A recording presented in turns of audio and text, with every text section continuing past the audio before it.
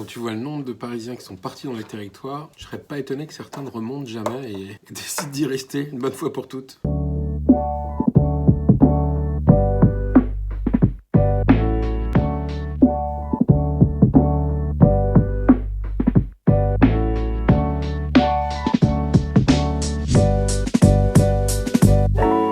Alors, j'ai pas d'attache familiale, territoriale particulière, et donc je conjugue plutôt le mot territoire au pluriel, et ça m'inspire toute la richesse de la France.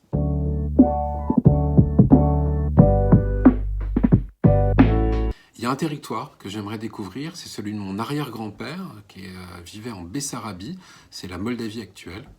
Comme quoi finalement le territoire de nos rêves, il peut être au-delà des frontières et il nous ramène à nos racines.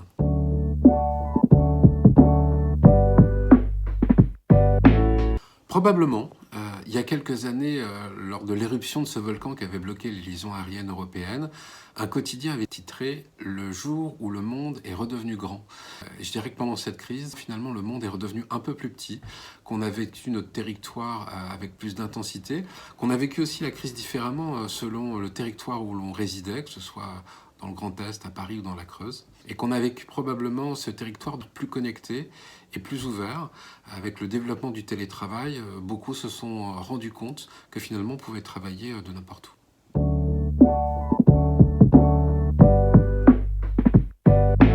Je dirais qu'il y a deux enjeux très immédiats pour les territoires. Le premier, c'est la gestion du déconfinement, dont on voit qu'il va être vraiment très spécifique et géré au niveau local.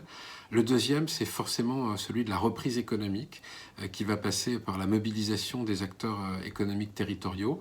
C'est d'ailleurs peut-être une opportunité pour chaque territoire, valoriser et de montrer ses atouts pour renforcer son attractivité, qu'elle soit touristique ou économique.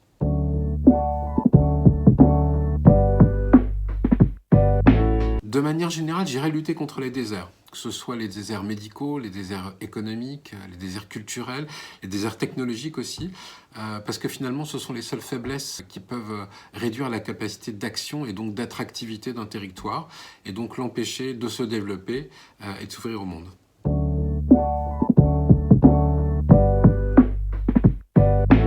Je dirais enrichir l'imaginaire des territoires. Je m'explique, l'imaginaire de certains territoires, il se forge beaucoup par la communication touristique qui en est faite. Elle est essentielle, bien sûr, mais je pense que les territoires gagneraient à développer avec autant d'énergie une image plus large, plus complète, qui montrerait finalement la vie quotidienne, celle des habitants, le style de vie, les succès entrepreneuriaux. Bref, en fait, casser des idées reçues et montrer que ces régions ne sont pas uniquement des endroits sublimes pour passer l'été, mais c'est aussi des endroits formidables pour vivre et développer des idées, des aventures qui ne sont pas nécessairement vouées à être développées au sein des capitales.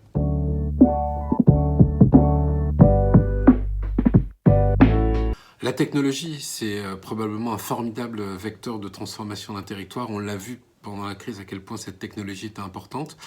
Mais j'aurais tendance à ajouter à la technologie un autre facteur très important, c'est celui de l'énergie humaine.